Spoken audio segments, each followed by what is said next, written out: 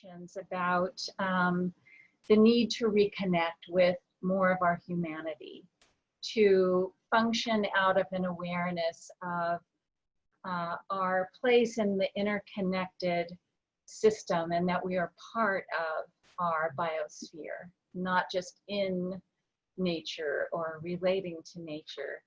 And we know this as a fact, but we don't always have an opportunity to live it as a visceral awareness as we're making choices, as we're moving through our world, and as we're relating to other people. And so the question becomes, well, how do we deepen that or heighten that or increase that awareness? And perhaps it takes something more than conversation, which is really valuable, and the majority of what this conference is about, this rich dialogue, but that there's also very trustworthy and reliable pathways into deepening that experience. So this is going to be an opportunity to get familiar with one of those many doorways. So I really want to thank the Post-Carbon Institute and all the hosting organizations to recognize the value in doing this. So again, primarily experiential, but I want to just briefly set a little bit of a context before we go into our experience.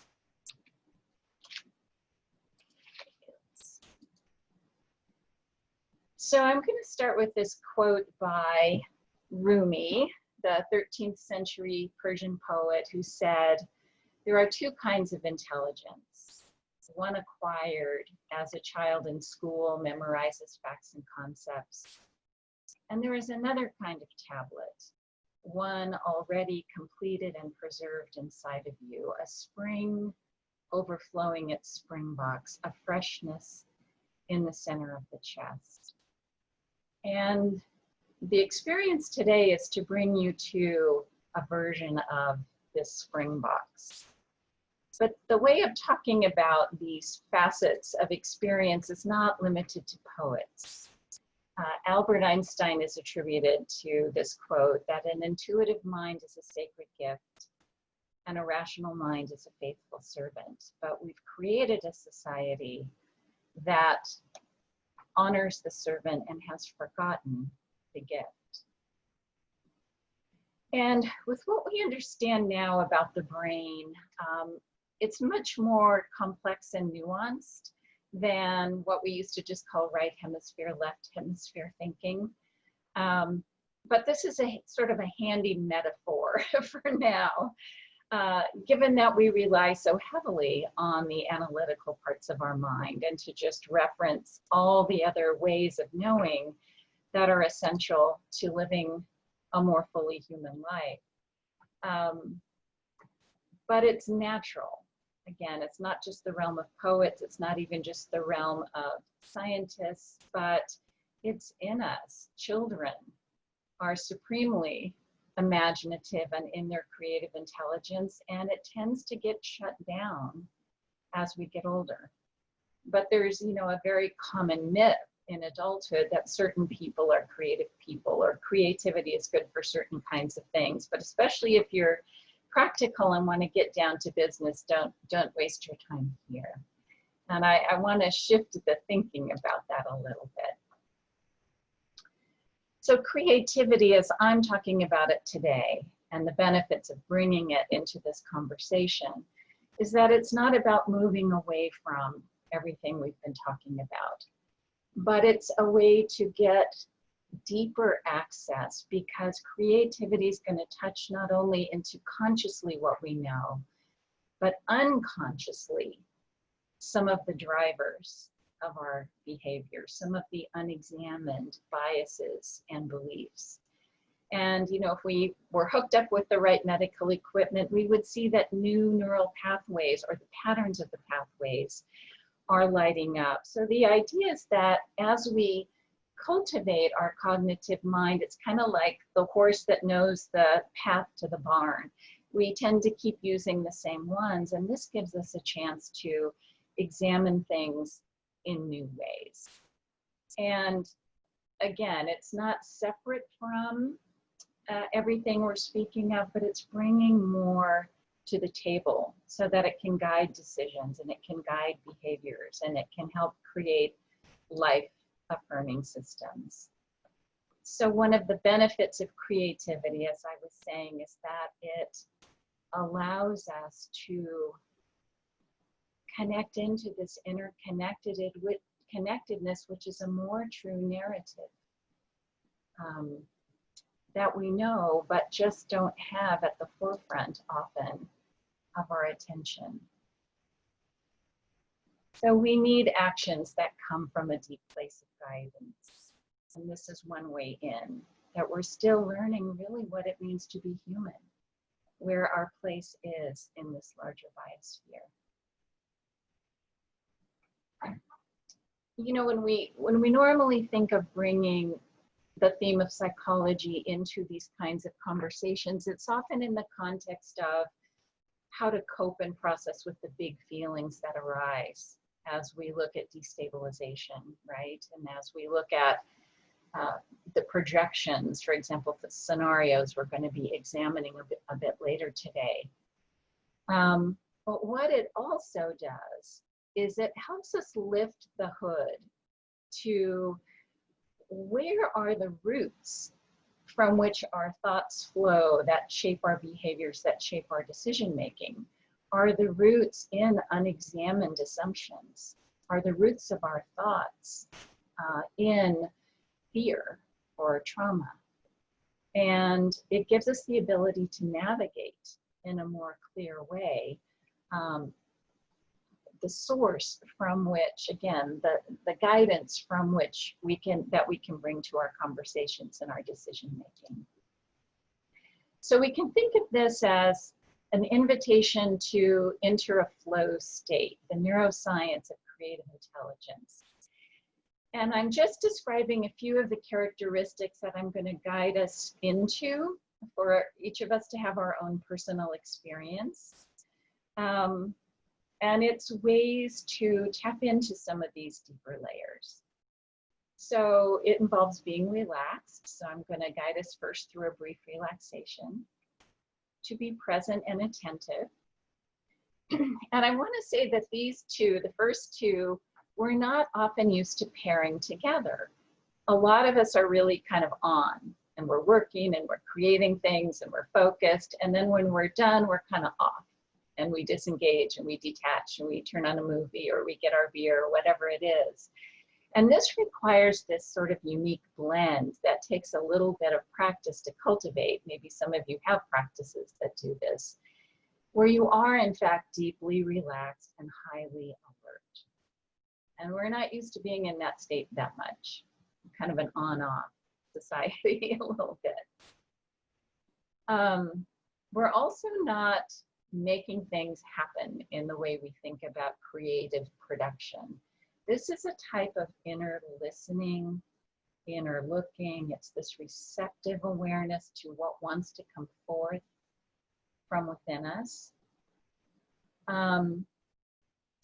And let me pair the next two, this receptive awareness with disengaging from passing thoughts. Sometimes this is confusing too, but it's like if you turned on music and you were wanting to listen to the music, but you heard a car go pass by outside, you know the difference between those two.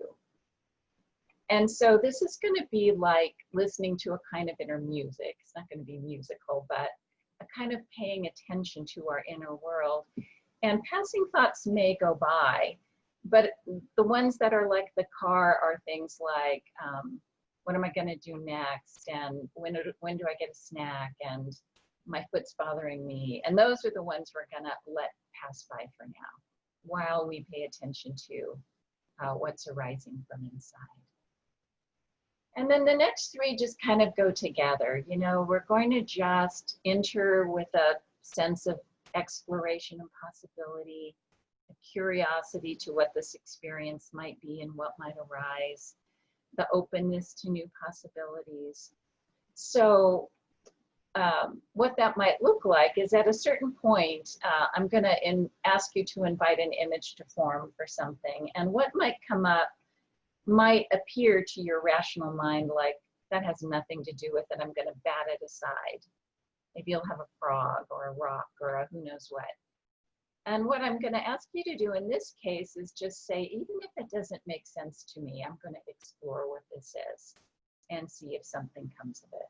Because we're making room for this other way of knowing, and that part that normally is editing or criticizing or deciding this and that is going to shift to be in the background rather than the foreground. Okay, so there's not a lot you need to know. Just wanted to give you a flavor of what we're about to do. And this next part will be done. It's about 25 minutes with eyes closed or just a soft gaze, whatever you're comfortable with. And I'm going to guide you through an experience. Each person will have their own. And before you close your eyes, I'd like you to just take a moment to choose a focus. So something that we've been discussing that your mind has really been chewing on, that maybe you want to get a different perspective about, or something that's weighing heavily on your heart, or something that sparked your interest from the conversations you've already been having, the dialogue you've already been having. There's probably many of those, but for the sake of this exercise, just choosing one. So name it for yourself of what that will be. And what may come of this, it could be anything. It could be a fresh insight.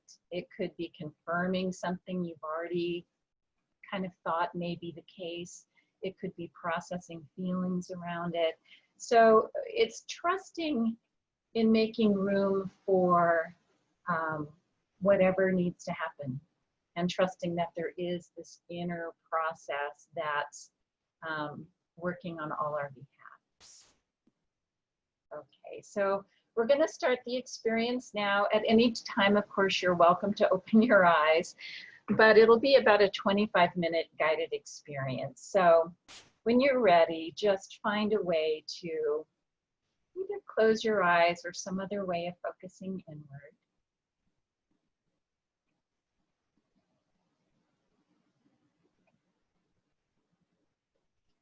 I'm going to ask you to really give yourself permission for this time.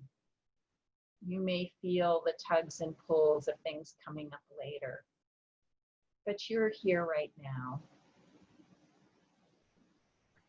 So you might want to have a sense of preserving this time and space for this experience, like drawing a sacred circle around you. Letting the other responsibilities or tugs on your attention to be outside of that circle for a moment.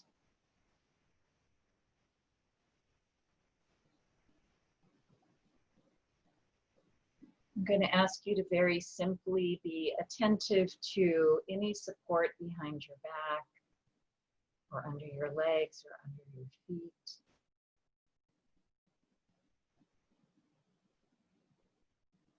And any of those points of contact, let that be a signal for letting your body really receive that support.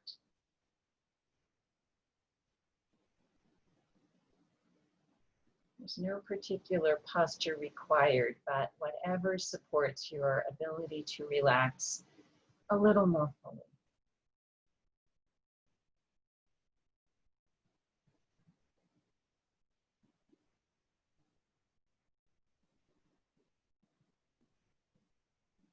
Become aware of the flow of your breath, first without changing anything, just noticing.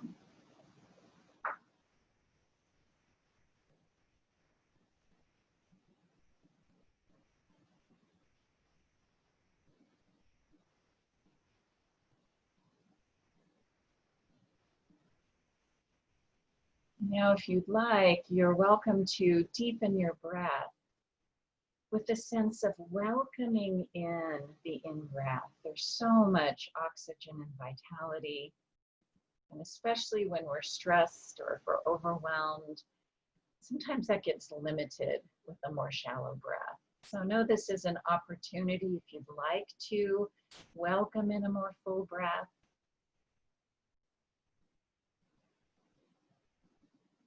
And then pair that with an also very complete exhalation, a chance to feel that letting go quality of the out breath.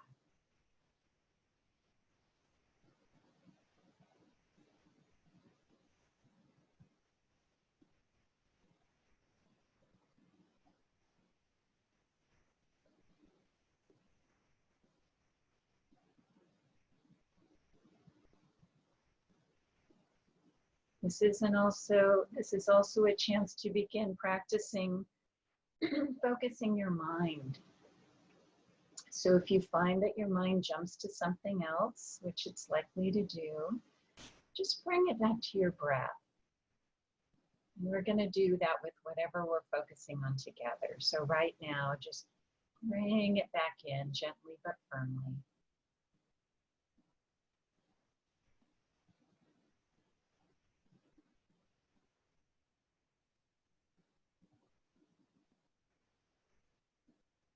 As we stay just a little longer with the breath, notice how the breath reflects a very ancient rhythm. There's the filling up on the in-breath. There's the emptying out.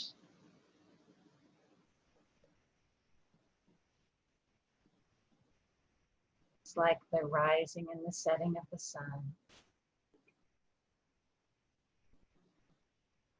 It's like the waxing and the waning of the moon, ebb and flow of the tides. And a full conscious breath in and a full conscious breath out is really balancing to the nervous system.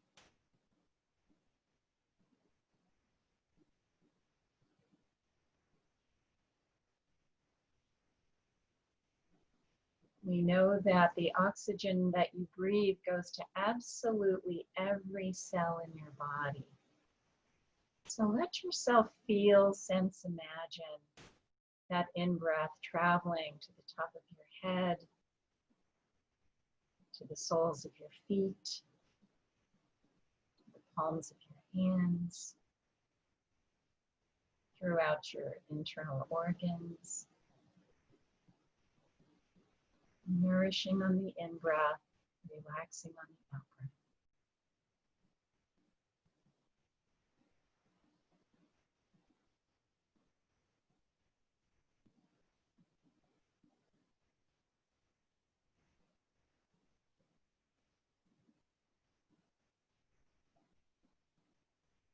Even with this simple part of this practice, again, you may notice other sensations, other thoughts, and just practice staying a little while with the breath, with the awareness of being present in your body right now.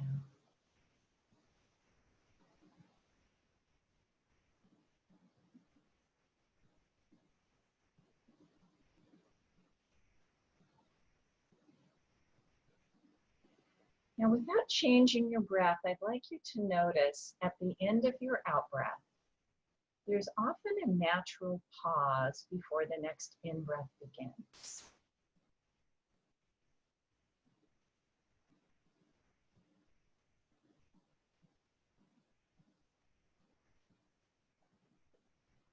And if you can discover that, while there's still lots of flow happening in the body, it's like a brief window of stillness. So just add that to your awareness as well, that moment of stillness. You don't have to do anything to create it. You're just noticing that it's there.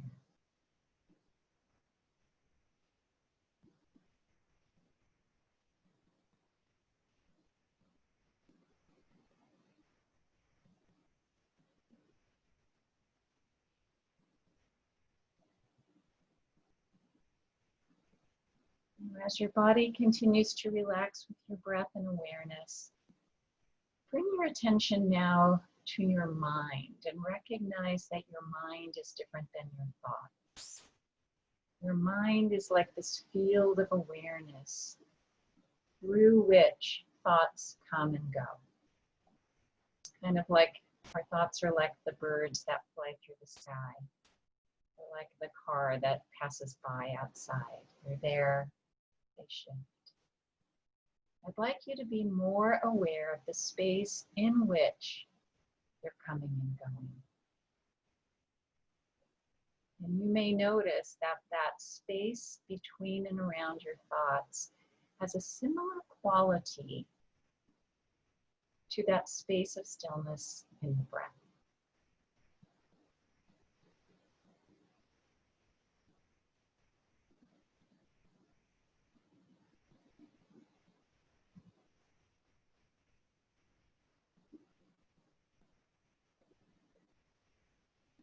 I'd like you to also now bring your attention to your feelings and emotions, wherever it is you sense that part of yourself. Similar to the way you've just been present with your body, present with your thoughts and your mind, just be present with what's there, providing a space for them without having to change them. And maybe recognize how they also come and go, like sensations, like thoughts.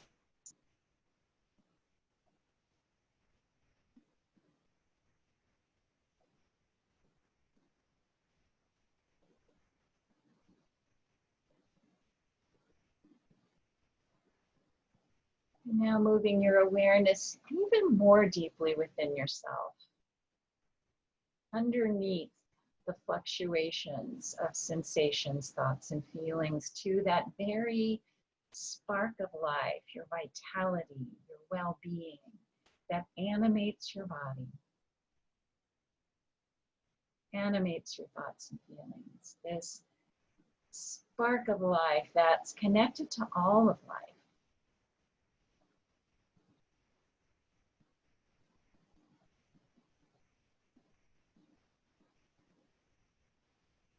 Noticing the way that it's within you and around you and supports you, and that this thought of inside, outside isn't as clear when we tune in this way.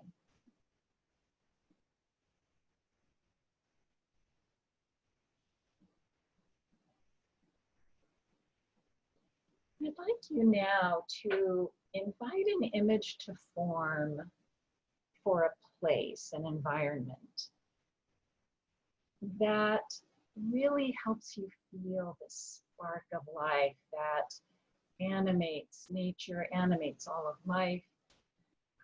And this place could be indoor or outdoor.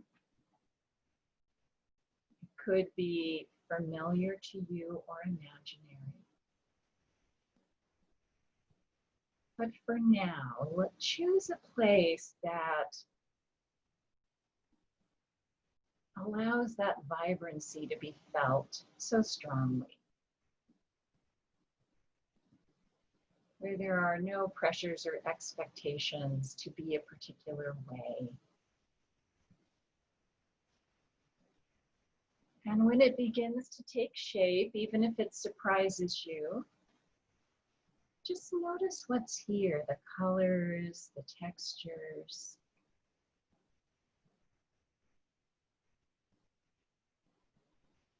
The aromas or scents in the air.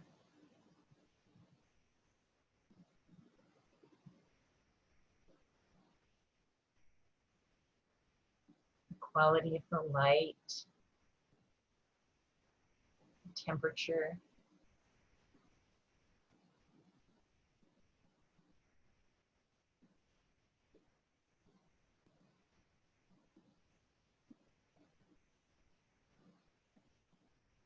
If there's anything that you want or need to feel even more comfortable here, to have it be even more enjoyable, go ahead and add or take away anything that you want to really make this yours.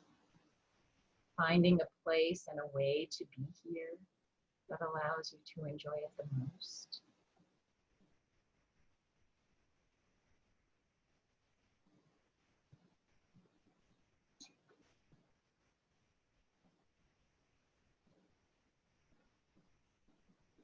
And if this place, everything that you're seeing, feeling, sensing, experiencing here, if it had a voice or some way of expressing itself to you, what would it want you to know right now?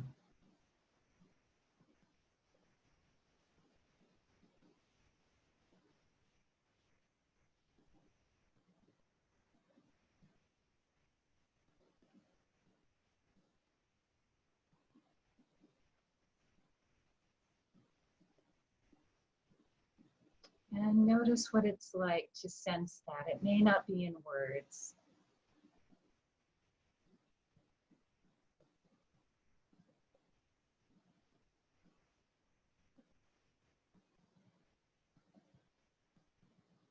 Now, in this place that can hold so much, that can welcome so much, I'd like you to invite the theme that you chose earlier, the topic, the feeling, the question.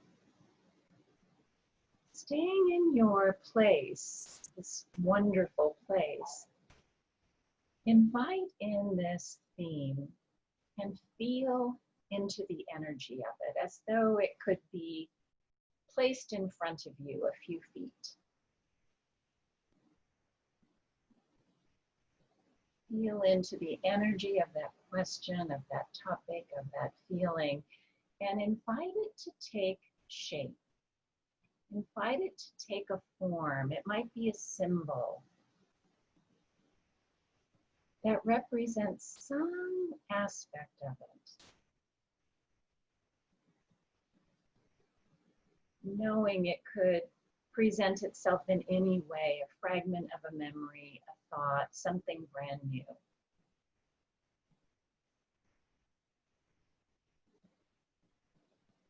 And whatever appears, see if you can greet it with curiosity. To get to know it the way you might examine a new painting or a new object you've never seen before, a new plant. What does it look like? What are the qualities of it, the emotions of it?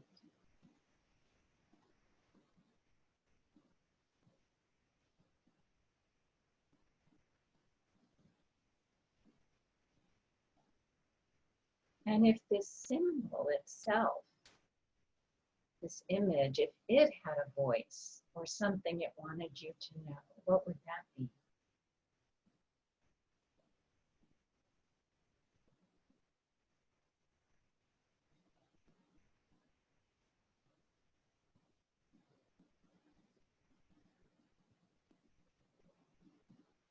If there's anything you want to ask it, again, this may or may not be in words. Go ahead and do that. Let there be a dialogue.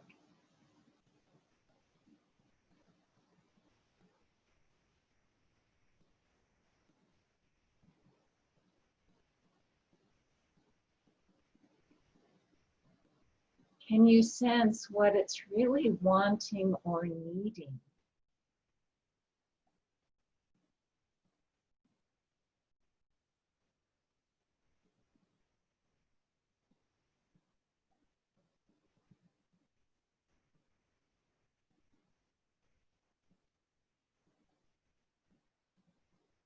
Is there anything it is asking of you?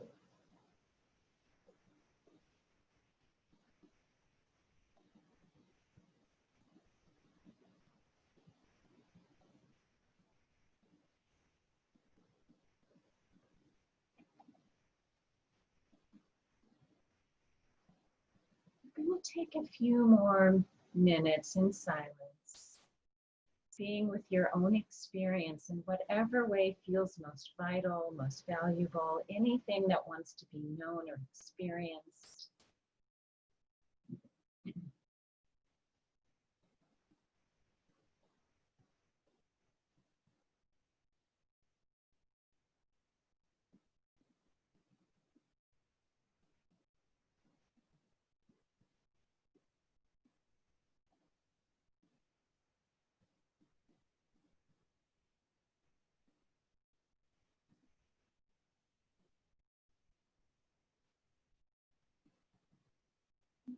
Always, if there's anything you're needing or wanting as support in this kind of exploration, see if you can call on that from your environment, or even invite in any other forms of support with you.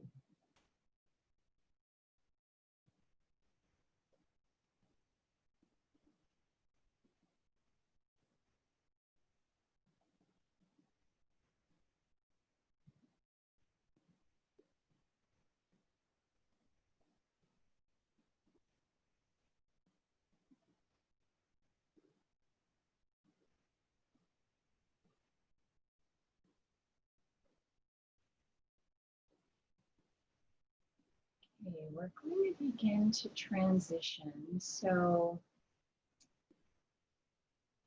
anything from this that feels valuable, curious, important, helpful in any way, find a way to embrace that.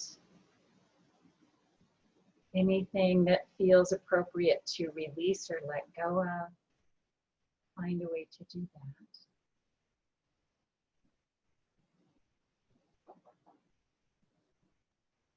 And know that we remember, not just with our minds, our bodies remember, our emotions remember. So notice anything that's shifted in your sense of yourself. And again, for anything you want to cultivate, take note of any reconfiguration of how you are with your body, your thoughts, your feelings, your essential self, your environment.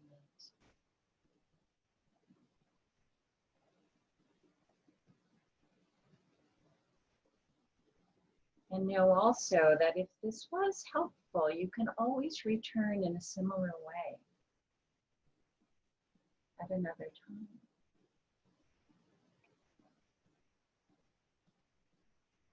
So begin to allow those images to begin to fade now, but keeping any feelings or insights that are useful. But before you open your eyes,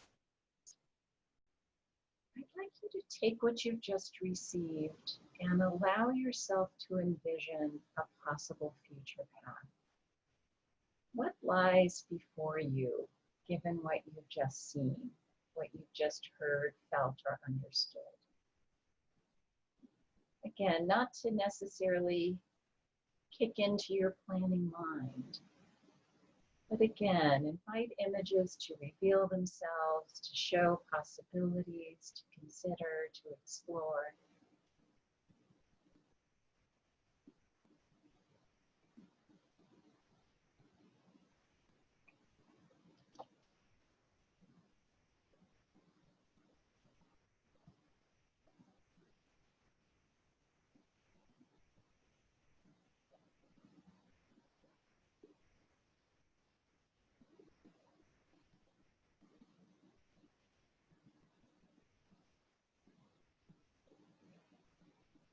Okay.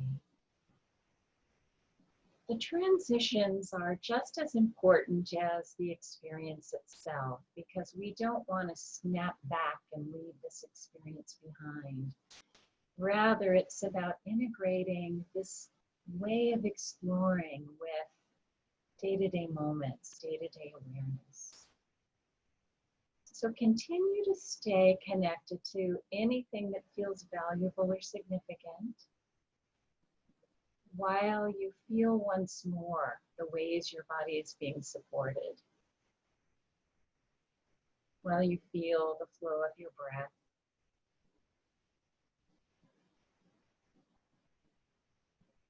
while you sense the air around you.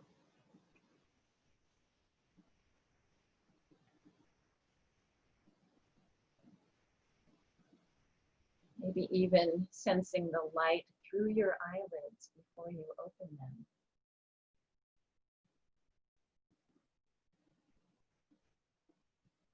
And when you're ready, feel free to open your eyes, and we'll take just maybe 2 to 3 minutes, giving you a chance to write down your experience. It's another way of integrating it. It's like telling someone a dream makes it easier to remember.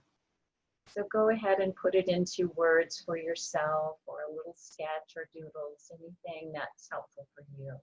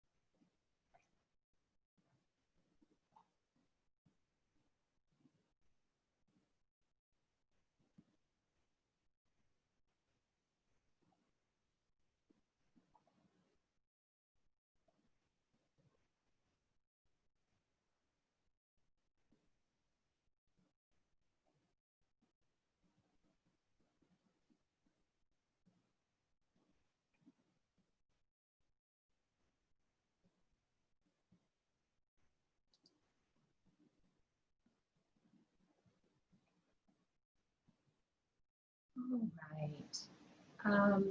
What we're going to do now is briefly, for about 10 minutes at the most, go into breakout rooms of 2 or 3 and just have a chance to share your experience. And then we'll just come back for a quick Q&A before we end. So Liz, can you help with that? I'll mention the first part of the